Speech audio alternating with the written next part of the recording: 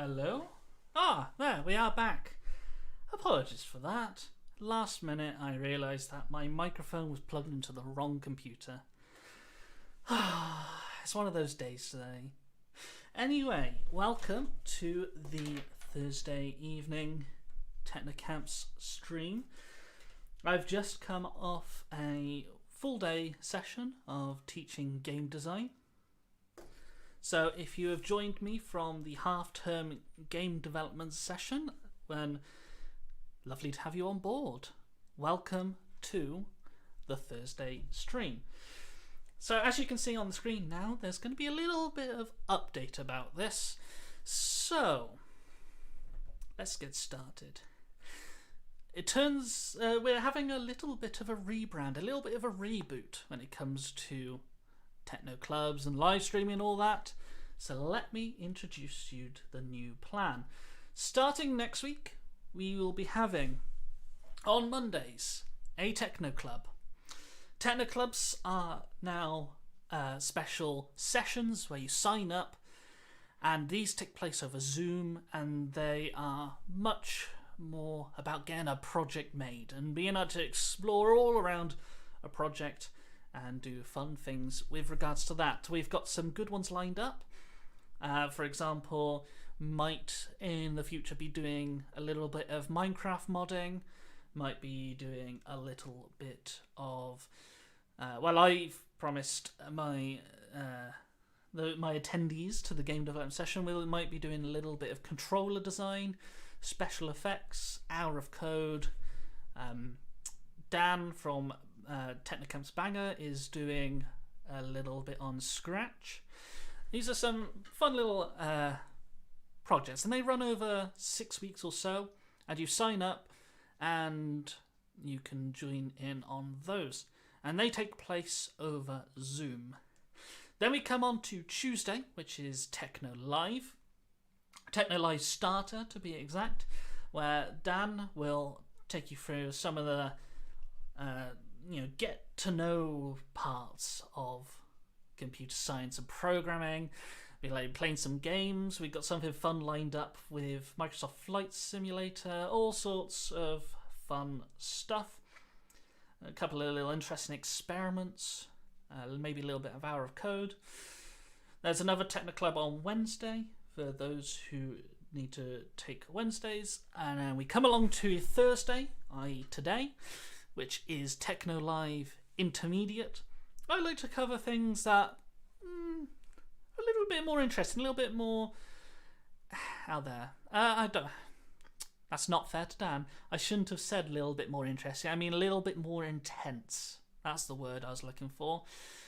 So maybe using a couple of extra features of certain things and so on. Just whatever takes our fancy for the week. And finally, there is another Techno Club on Friday. If you want to go and join a Techno Club, you can do at technocamps.com/en/technoclub. Places are running out fast though, so if you want to come along, I recommend getting in there soon before you're on the waiting list. And if you want to join us for streaming, for TechnoLive, that is free. It doesn't need a sign up at all. You can just come along to our YouTube channel and find us there. So bit.ly/TechnoLive will take you to our YouTube channel. Speaking of which, that's a bit of news for those of you who are watching on Facebook, Twitter and Twitch. Sadly, we will be closing down the Twitch, Facebook and Twitter streams and instead only streaming on YouTube. You don't need an account for YouTube, but we'll only be streaming there because, let's be honest, it's cheaper. Cheaper for us. And you can find that by going to bit.ly/TechnoLive. Anyway, with all that gubbins out of the way, I believe it is time to get on with the show. And today we are doing a little bit of MakeCode Arcade. Because, I want to relax. I've been teaching all day, So this is just a nice relaxing stream with you lot and me. And I thought, let's today do something a little bit unusual. Let's try and make a horror game in MakeCode Arcade, because after all, it is nearly Halloween. So let's give that a go. So we go to arcade.makecode.com. Oh, I've pressed the wrong buttons again. Let me do it with a right click instead. That's always nicer. Yeah, I've sent a message in chat. Arcade.makecode.com. You can click new project. And let's call this, I don't know, spooky but tired. That's how I feel. Let's click create. So I asked myself, is it possible to do a fog of war in MakeCode Arcade? And a fog of war is what we refer to in games where you can't see the play field around you. It's kind of like you've got a lantern, but it's dark outside. So to do that, well, first we're going to need a player character. So I'm going to go sprites. Wait for that to load up. And I'm going to select a set my sprite to sprite of kind player. And, well, we don't like calling stuff on my sprite on this stream. Oh no. I mean, you could, but I don't like calling it my sprite. It's all full name. Let's call it instead player char, or player character, or play char. There you are. Close enough. Just anything but my sprite. I hate it. So let's choose what it's going to look like. Let's go. Do I want to draw something, or do I want to be really lazy today? Yeah, let's draw something. Oh, I should mention, and I completely forgot to mention, that if you want to get in touch, maybe you need a hand, then you can go to technocamps.com, and down here in the bottom right where it says chat with one of our delivery team, you can click on that, read the GDPR policy, and you can have a chat with me, and I'm there on the other side monitoring that in case anyone needs a hand or wants to get in touch and say something. I might ask you a question, I might not. Let's see. Okay, so what's going to be our main character? Let's go for you with the blonde hair. There we are. And click done. This is going to be our main character, sprite of kind player. What else do we need to do? Well, we need to control them. So let's go controller. And let's use this move my sprite with buttons option. Now my sprite doesn't exist, so it's going to throw a wobbly. There we are, it's thrown a wobbly. Because we're going for play char instead. So drop down arrow, play char.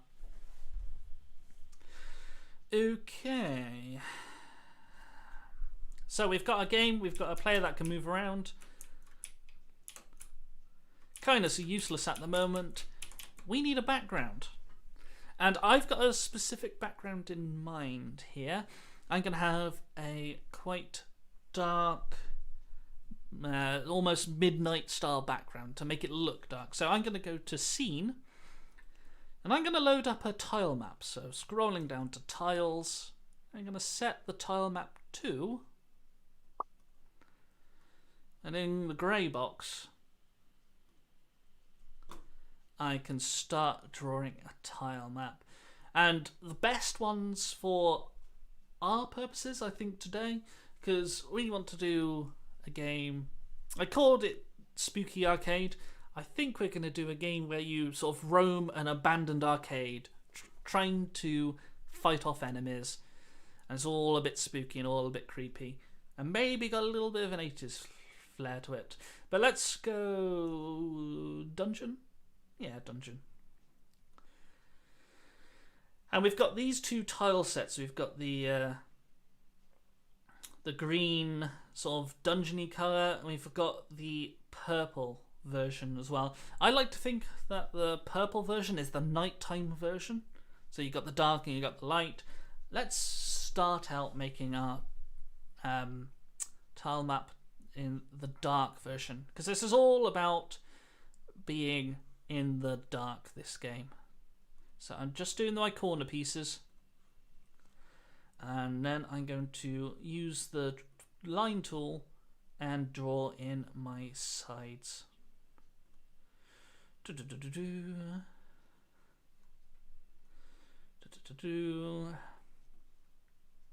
Oh, I went off the screen with that one. And then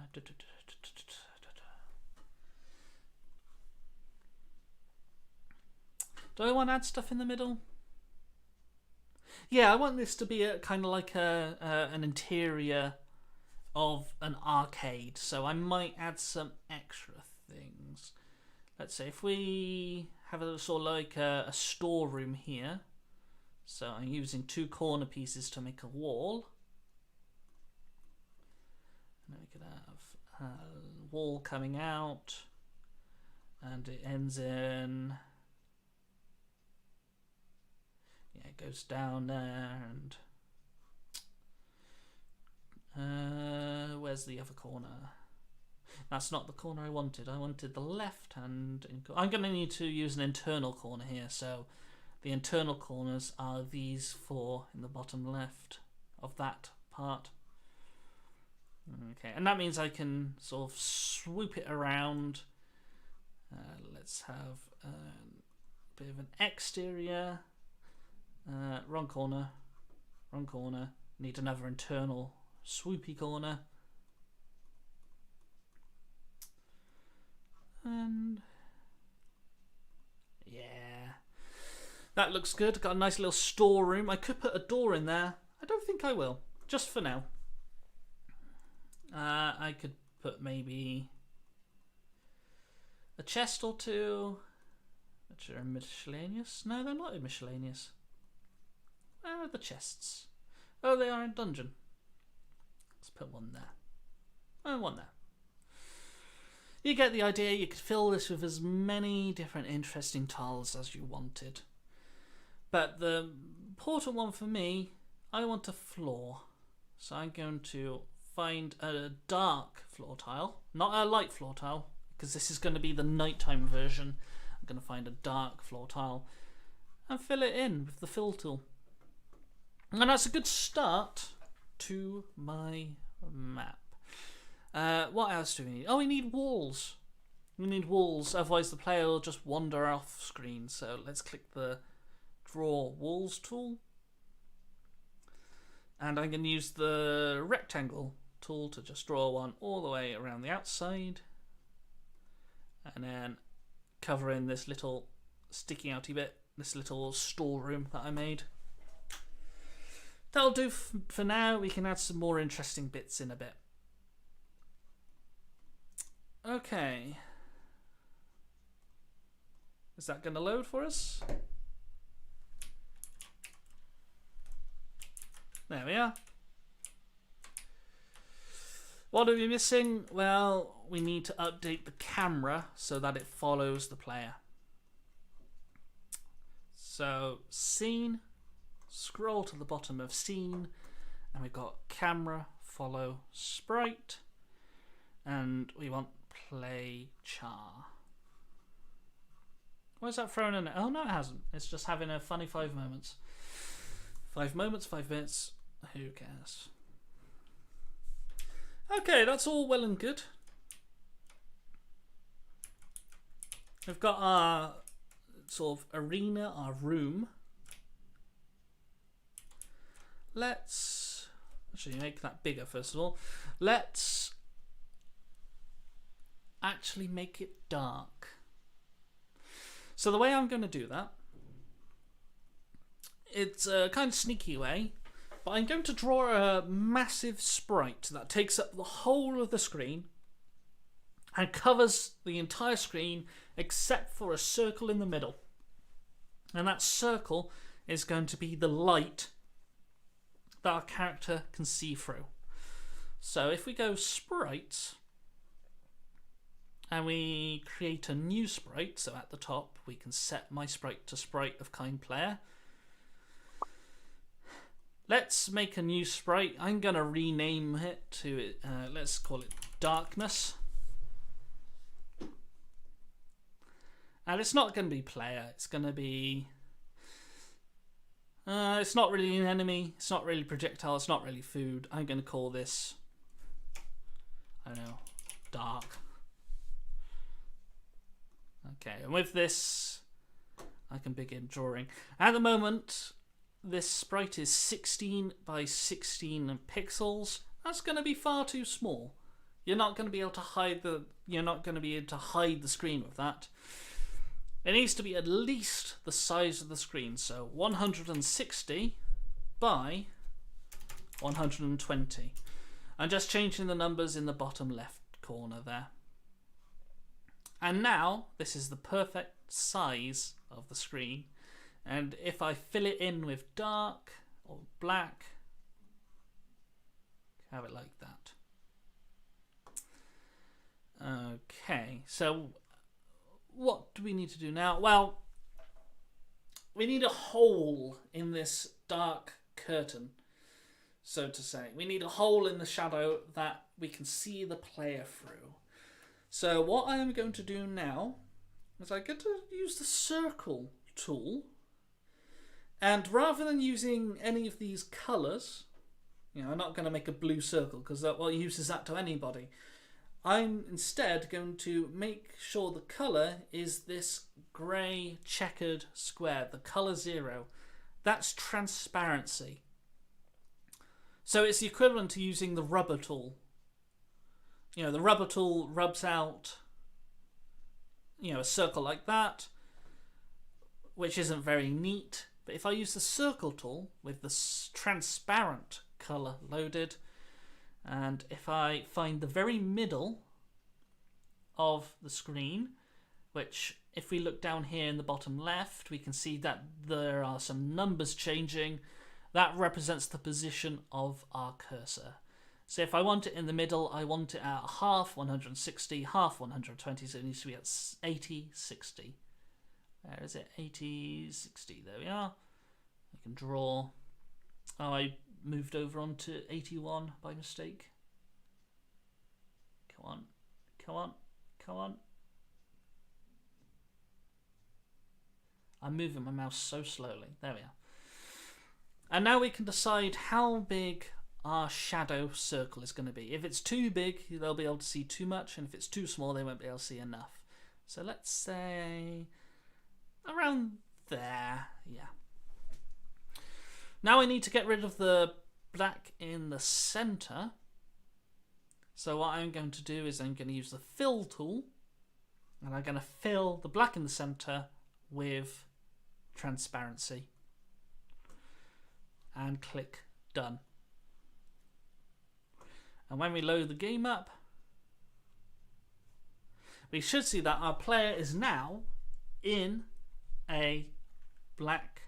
You can't see the rest of the map. It's a bit spooky. If you can't, it's called the fear of the unknown, because you don't know what's outside of your circle of light.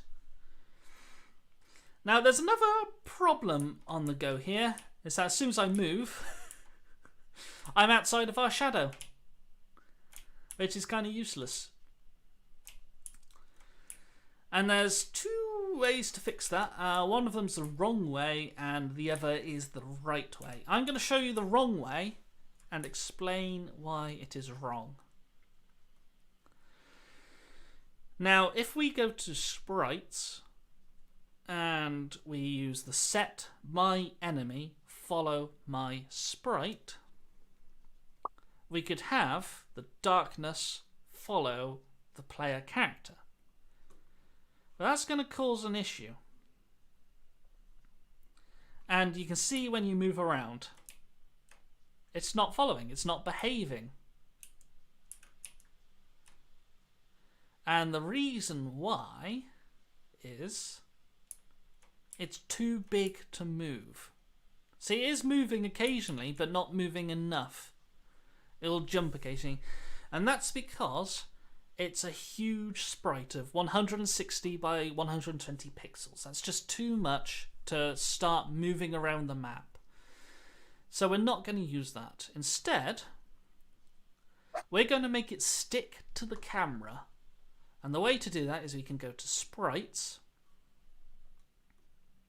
And we can scroll down to the Effects section. And in here we've got the Set My Sprite Stay in Screen Off block.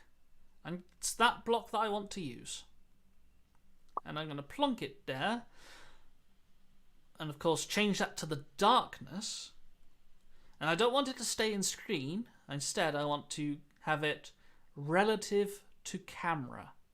So I click the drop down arrow, relative to camera, on. So now it will always follow the camera. And as proof, I can now move my character around. And you can see that we are in a very dark and scary environment.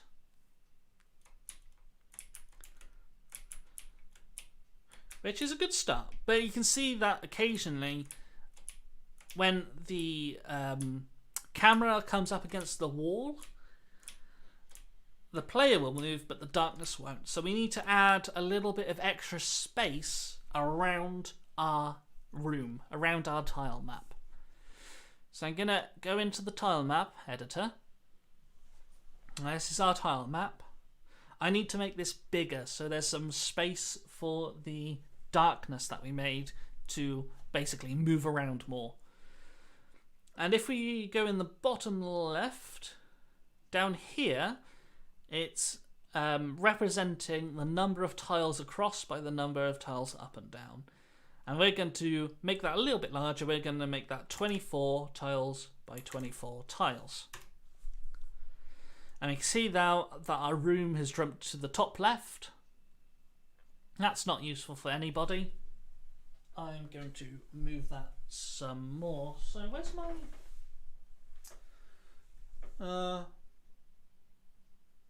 my water bottle's gone.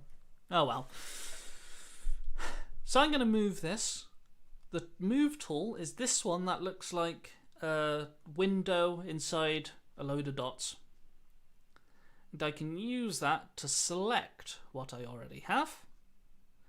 And when I go to the middle of what I've selected, it gives me a hand tool to move it all around. So I can move it into the middle where it was meant to be. And now you've got a choice of what do you want to put around the outside. What's going to be outside of your scary arcade? It could be darkness. I could go my tiles and add a dark tile. Or I could put something else. I could put lava, couldn't I? Yeah, lava would work. I don't know why you'd have an arcade in the middle of a field of lava, but yeah, that's up to you, isn't it? Okay. Now we've got some space around our arcade. It means that, oh dear, we forgot to update the position of the character. I mean, our character is now stuck outside and is slowly burning to death. Let's fix that.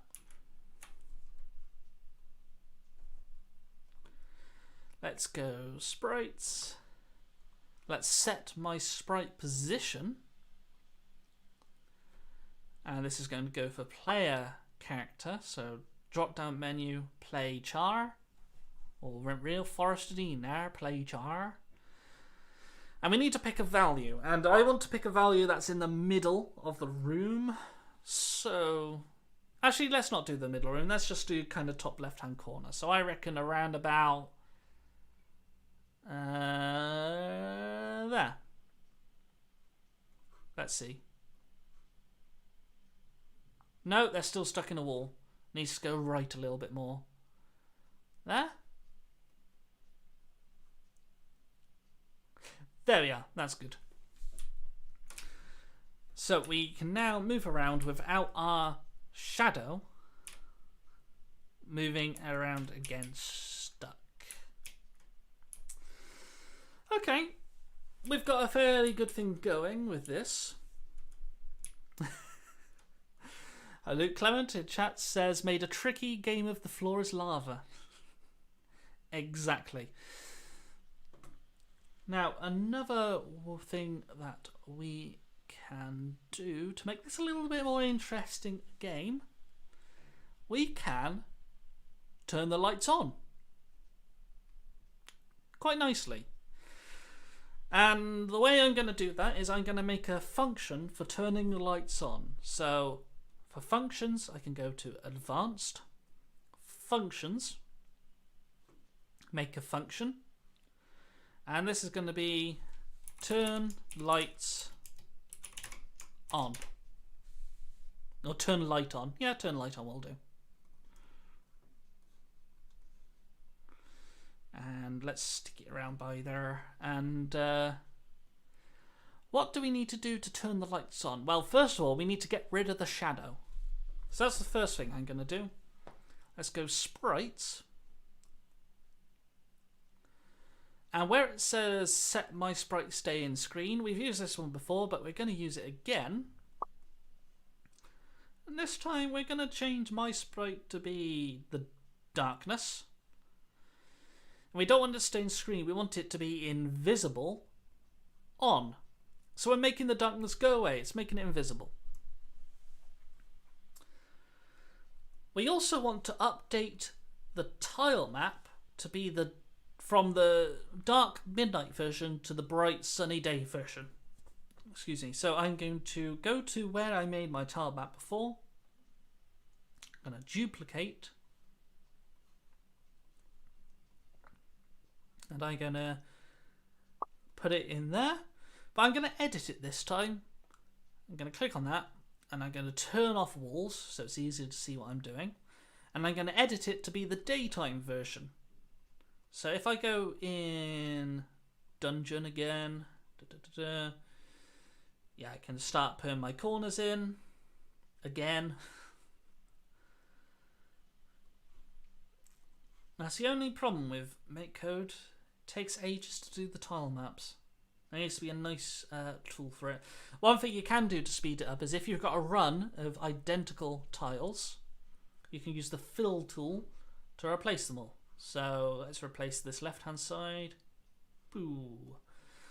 There and there. Let's replace the right hand side like that. Bottom. And then the top. Oh yeah, and these ones. So that one. That one. We need a corner. And we need another corner. This is why I wasn't so keen on putting in too many. And then I need a side one. And then we need a top corner. Top corner? No, interior corner. Silly me. Okay, there's another thing to update there. The floor. Let's choose a lighter floor. Let's pick that one. There we are.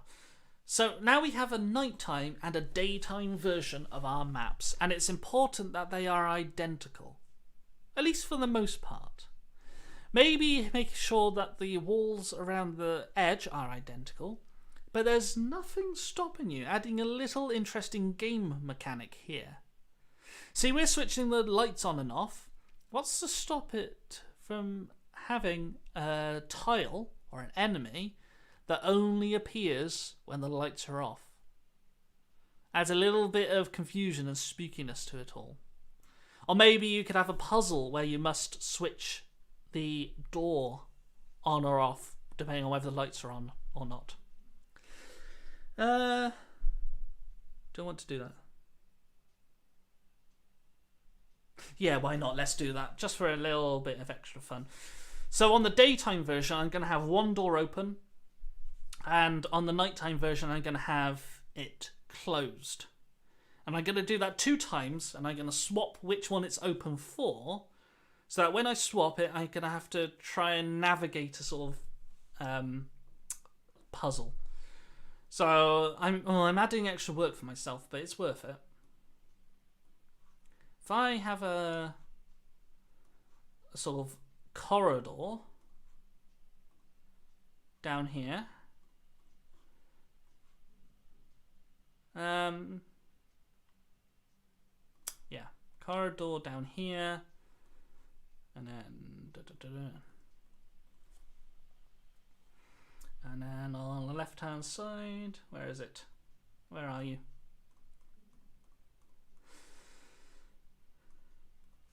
And maybe not that one, that one, yeah.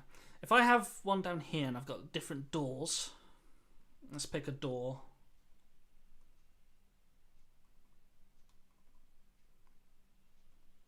There we are. So we could have it that on the daytime one, these are closed, and I'm going to show that, make sure they're closed by putting in some walls, just so no one can walk through them. But on the nighttime one, I will have those deleted. So let's do that. Let's delete them in the nighttime version.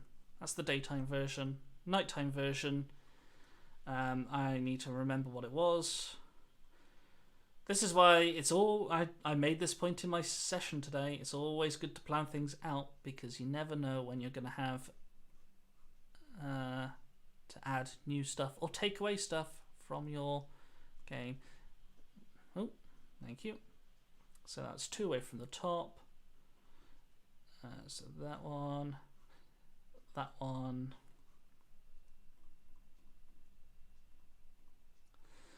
And then we didn't have the doors there. I'm going to add some doors in here instead.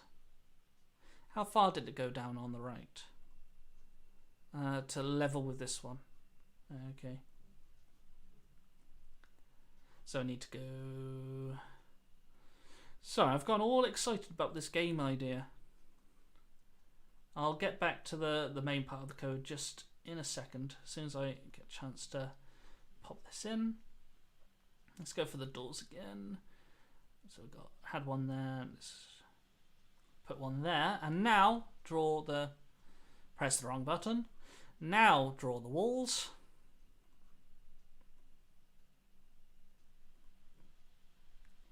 Okay, so we've added a little puzzle element there. See how well it turns out. Let's click done. And let's finish our turn the light on routine. So when you turn the light on, it sets the tile map to the daytime version and it sets the darkness to invisible.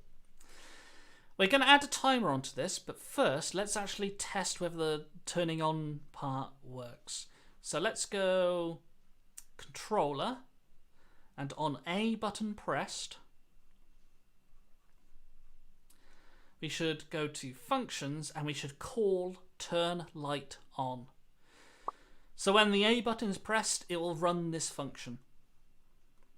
Let's see if that works.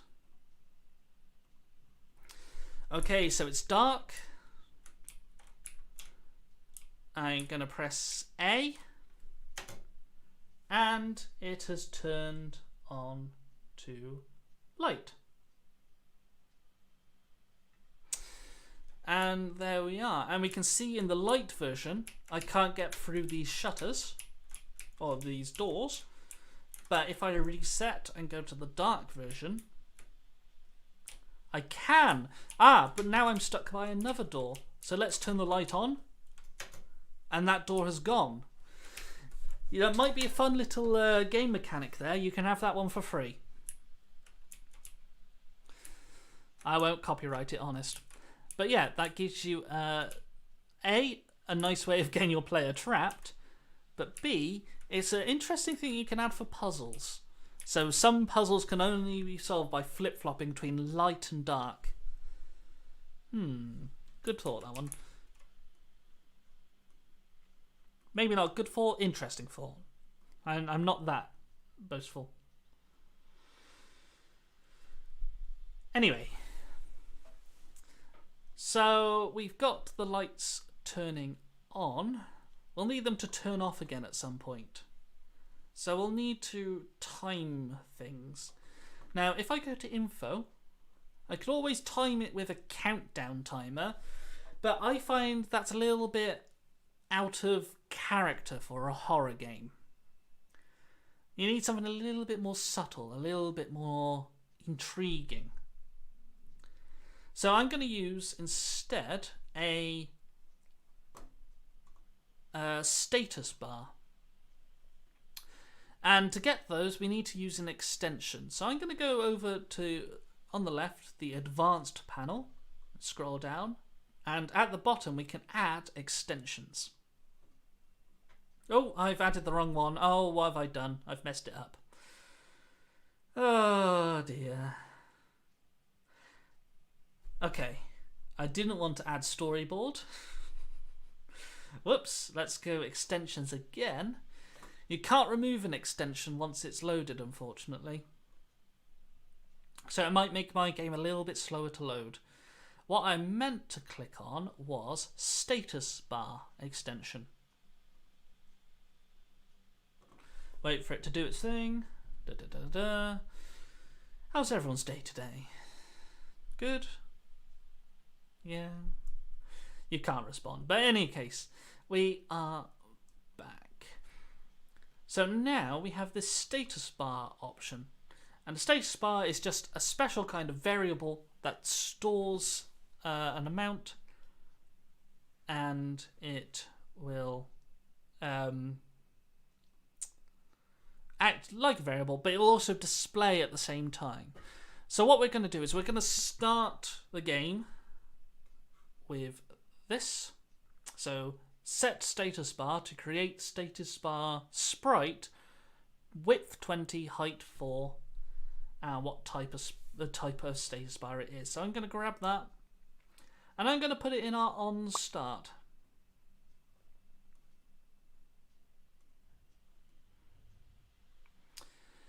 And we might want to make it a little bit wider. Let's make it 50 pixels wide. 4 is enough. And it's not really health, it's more energy, I'd call it. Or maybe magic? I don't know. It's up to you. You could add a new kind. Let's go energy. Now there's a couple of things we need to do to our status bar before we can use it. We need to set it up. So to set up the status bar, I'm going to go status bar. And I'm going to set status bar value to something.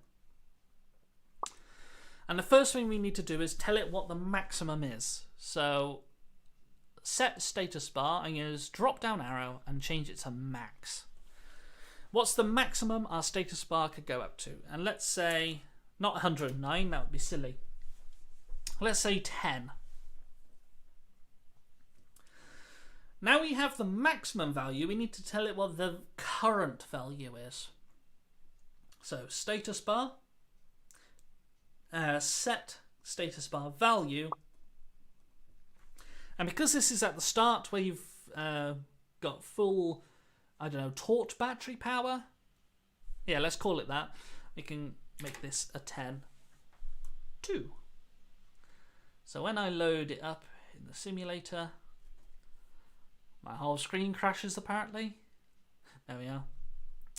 We can see that we've got a status bar, which is currently hovering over our player, which is not the best place for it. Let's update that position. So sprites, set position. And we're going to set the status bar position. And we need to put it somewhere sensible. It's 4 pixels high, so I need to be...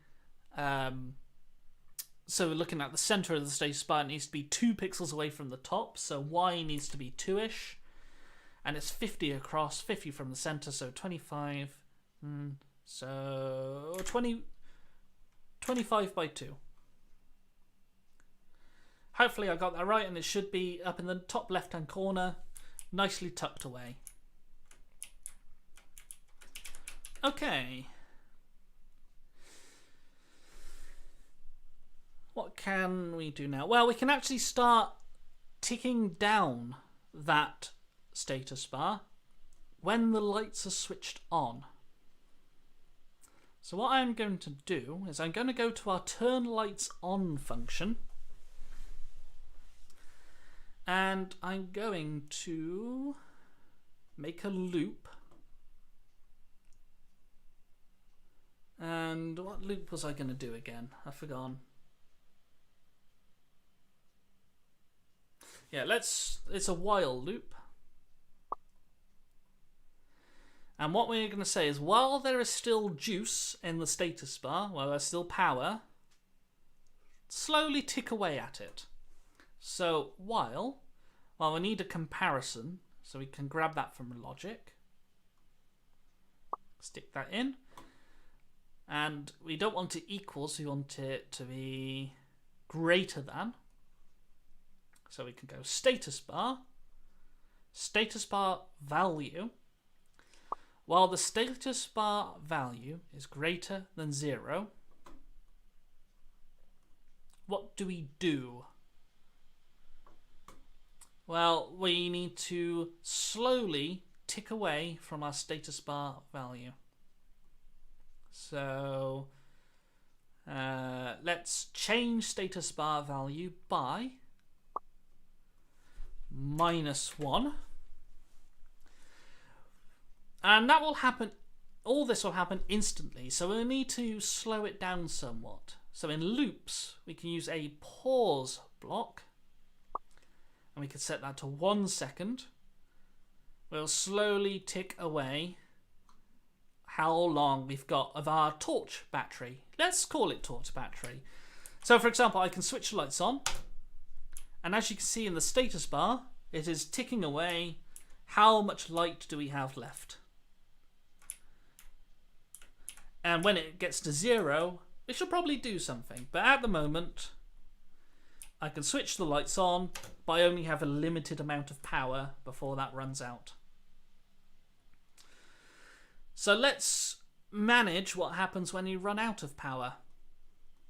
And we've already got a lights on function, so it makes sense to have a lights off function. Let's go functions, make a function, and I'm going to call this lights off.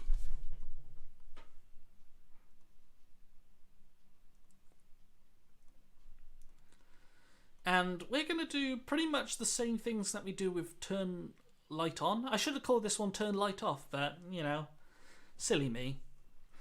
So we set the darkness to invisible. Well, we need to duplicate that and invert it, make it so it is visible. So invisibility is off. We also set the tile map to day, where we need to set the tile map to night. So I'm going to go back to my on start to get my nighttime tile map. And I can duplicate that, stick it in the lights off. Anything else I need to do with that? No, let's give that a look, see? Oh yeah, there is something I need to do with that. I need to actually run that function. So what I need to do is I need to say when the status bar value is 0, run lights off. Let's do that. Let's go status bars. And somewhere here there is an event which says on status bar of kind health 0. So on status bar of kind, well, I made my status bar an energy bar, so let's change that to energy. When that reaches 0, I want to go functions, and I want to call lights off.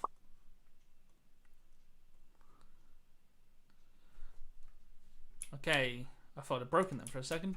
So we're wandering around our dark, scary environment. Let's switch lights on. Now. Okay, I'm now in our trap. And watch as we tick down the time. And soon... we're back to nighttime again.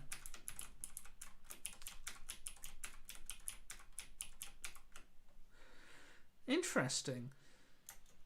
Nothing stopping me from switching on the lights again, though, which isn't the best in terms of game design. Let's fix that.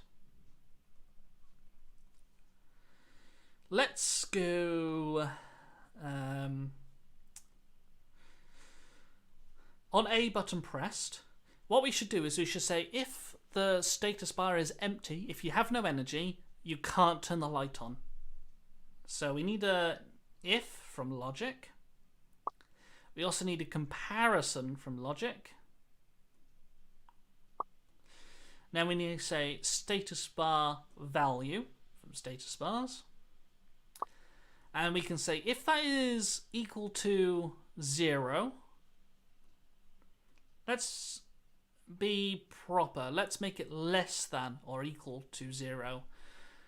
Just in case we accidentally go to -1. Because that sometimes happens in computer science and you end up making an issue. But if it is less than or equal to 0, then we don't turn the light on. So hang on, I've thought about this in the wrong way. I should think about it the other way.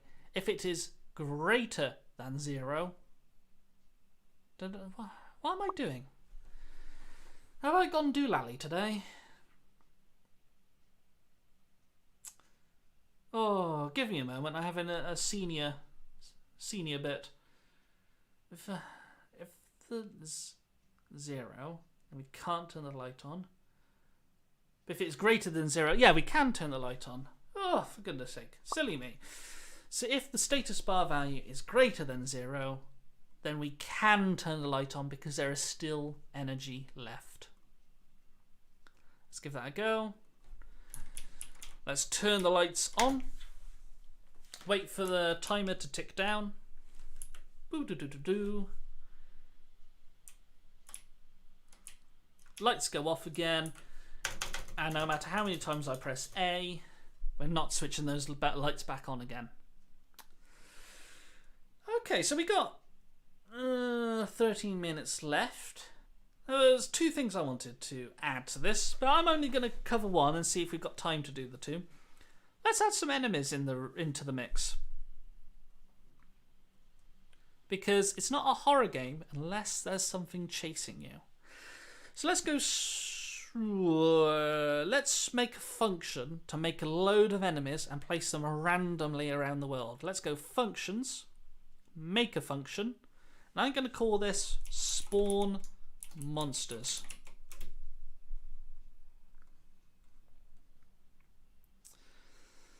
And inside this function, I'm going to spawn 4 monsters, and the easiest way to do that is with a loop. Let's repeat 4 times. You can always change that number if you want more monsters. And every time this repeats, we need to create a monster. So sprites, set my sprite to.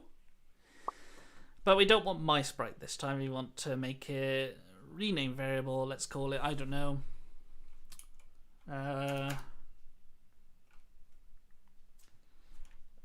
naughty skeleton. I don't know. It's one of those tiring kind of days. Let's make it something spooky, like this thing throwing some green at us.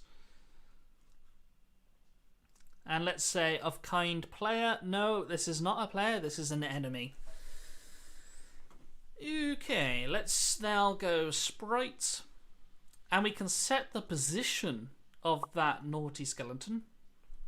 Let's set it somewhere random.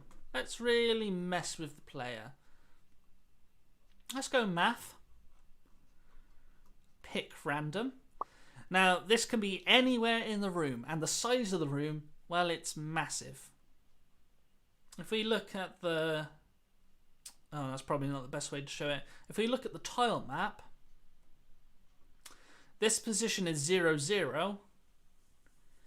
Around here is going to be 12 times 16. What's that? So, wrong keyboard.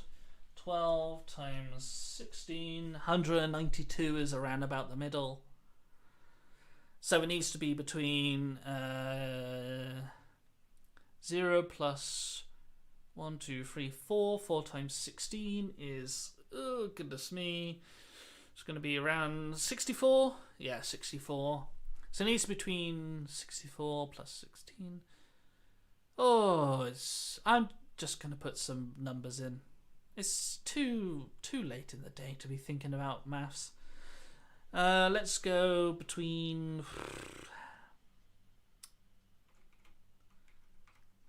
80 and 300. Yeah, that'll do. Let's duplicate that. 80 and 300. I'm not sure. Maybe some of them will accidentally spawn in the lava, but I mean, it's their fault for picking a random number. Okay, if I switch the lights on and quickly dash around, we'll see that I made a mistake somewhere because there are no skeletons. What mistake did I make? Oh, I never called this function. I am a numpty. Let's go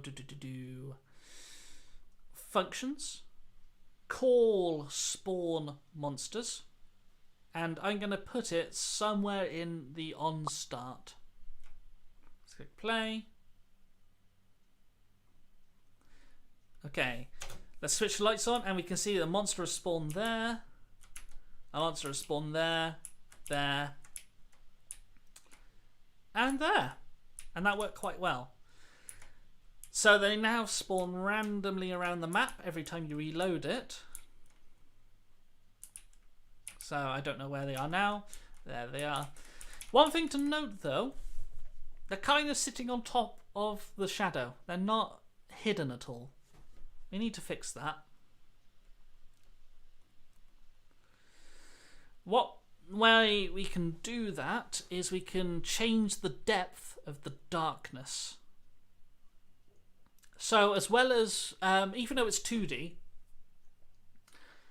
these sprites still store a depth value, which tells them what order do they turn up in.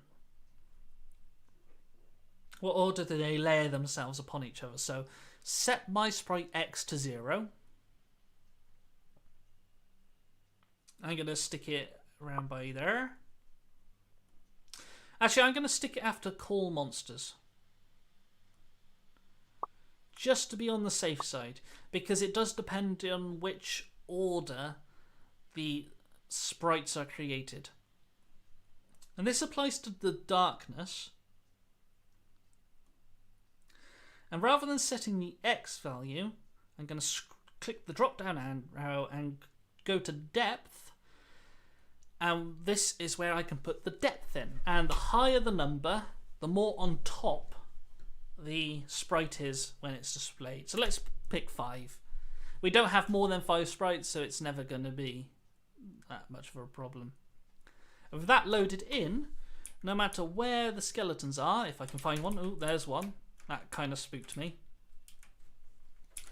It's not displaying on top of the shadow. Okay, let's get the skeletons actually doing something. If we go to our spawn monsters function and we go to sprites, we can set my enemy follow my sprite. We can change that to naughty skeleton, and we can change the my sprite to be the player character. So now there's a little bit of threat involved. Oh, shut up. You're not an error. We should also have it that if the player character is touched by a skeleton, then game over. So sprites, on sprite of kind, player, overlaps sprite of kind enemy. On sprite of kind player, overlaps other sprite of kind, let's change that to enemy. We should then go to sprites, destroy, let's change that to player character. Let's do it with a really nice ashes effect. And if we go to game, we can game over. And yeah, why not confetti? No, I want confetti when I lose. So now, if I get touched by an enemy... Oh, goodness, I jumped. That wasn't meant to be scary. Oh, that gave me a little fright. That was too loud. Okay. Okay, shut up. Okay, so they're moving too fast, these skeletons. I need to make them move slower. So in the function spawn monsters, where I set my skeleton to follow the player character, I can click this plus and I can change the speed. So I can change it from 100 to, let's make it 20. There's something really creepy about something slowly following you. Especially when you can't see it. Go on, play the game. Okay, so I'm going to switch the lights on. Okay, we've got some... I'm going to switch the lights on. We've got some ghosts following us. Quite scary. Ah, now the lights have gone off. And it's even more tense because I don't know where they are. Will they find that? Oh, they're following. They are definitely following.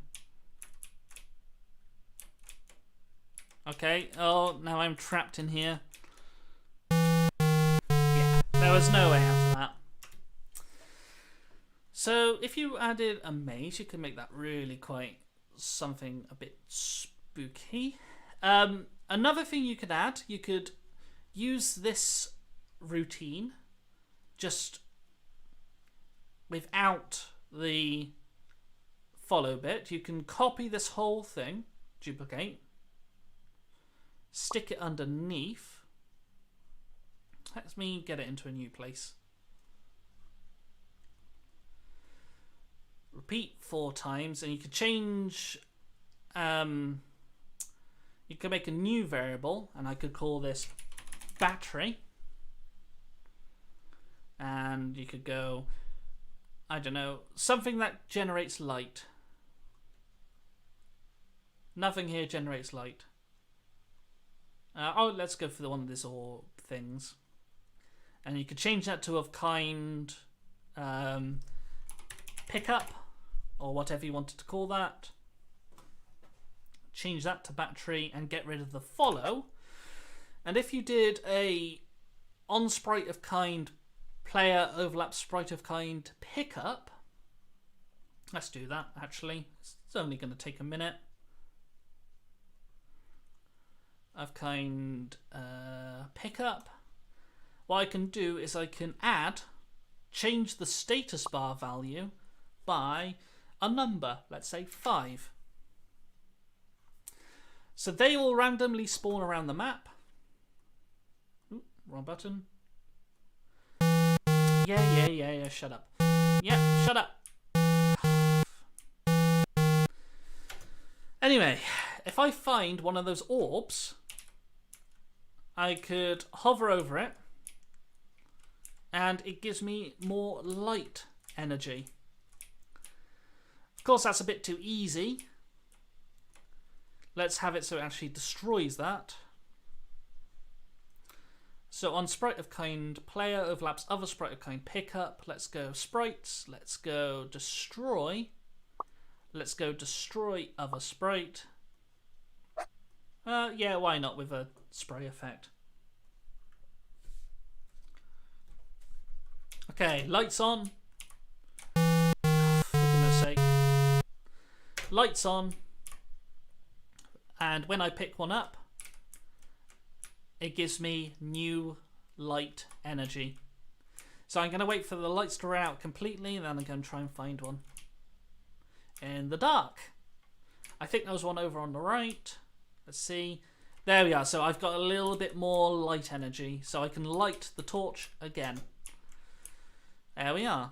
And I get some more, and then eventually run out and eventually die. Okay, that pretty much sums it up for code. There's another little change that you can make just for aesthetic purposes, just to make it look even a little bit better. When we go to our darkness sprite, I can click on that. And what I can do is I can add something called dithering. Now, if I click the transparency option, dithering makes transitions between two colours a lot smoother. If you zoom in with a microscope to a printer, you'll be able to see what dithering is. But if we sort of dither this edge by alternating between black and transparent, we can make a much prettier version of the shadow. Oh, I'm all thumbs and fingers on this. You know, it's just a case of a nice little pattern, and of course the further away from the light you go, the more darkness should be in the pattern, and the more black pixels. It's not the neatest, but this is just for illustrating a point. I should be alternating these really.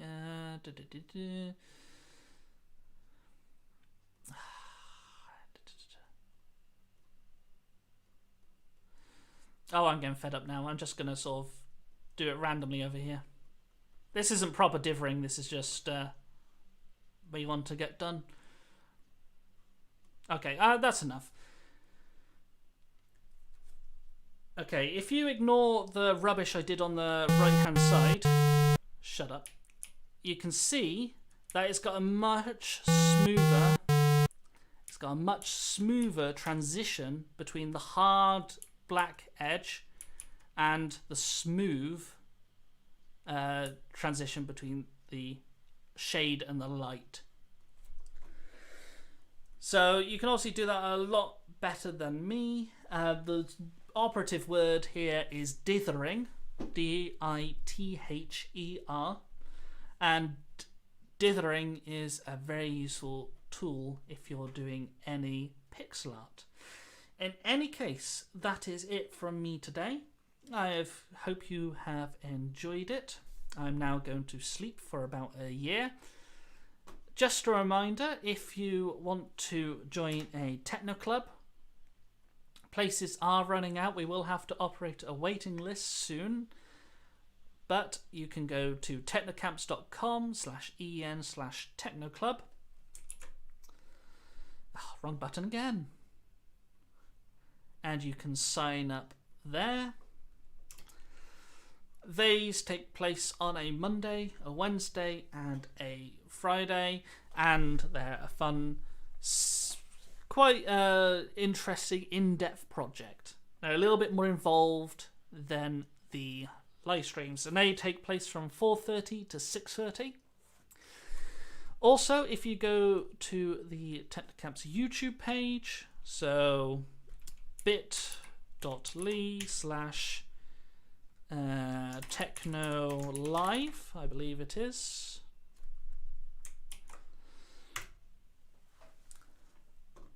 Wait for that to load. Yeah, the TechnoCamps live stream is available here, and we have TechnoLive Starter and TechnoLive Intermediate. TechnoLive Starter being on the Tuesday, and is a nice introduction to interesting programming experiments, and TechnoLive Intermediate is today's slot as more advanced ones, more intense, yeah, a little bit more complex, nothing too taxing though. And both of those sessions we'll be streaming some games as well, so I would like to see you there, and yeah, have a wonderful evening. Remember, this all starts next week. Oh, and yes, we will be on YouTube following next week. YouTube only. No Facebook, no Twitter, and no Twitch. YouTube only for the live streams. How many times have I said that? Too many times. I'm going. Bye.